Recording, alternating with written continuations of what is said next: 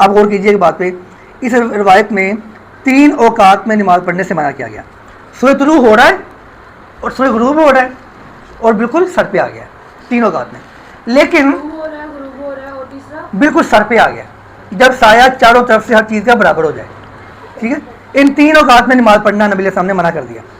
اب ایک چیز ہم نے پیچھے روایت پڑھی تھی، من ادرک رکعتن، جس نے 1 رکعت پا لی اس نے پوری نماز کو پا لیا.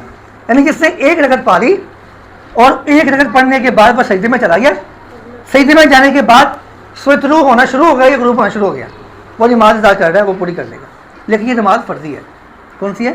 فرضی نماز، نفلی نماز نہیں ہے. چلیں، نفلی نماز بیٹا ہم اس ٹائم عصر کی نماز پڑھ ہی نہیں سکتے، ہم فجر کی نماز پڑھ ہی نہیں سکتے. ٹھیک ہے، یہ منع ہی کرتی ہے اللہ کے پیغمبر نے، پڑھ ہی نہیں سکتے. آپ فرضی نماز پڑھ رہے ہیں تو اس کے اندر آپ کو اجازت مل سکتی ہے، آپ نے 1 رکعت پا لی تو آپ کو پوری نماز مل جائے گی.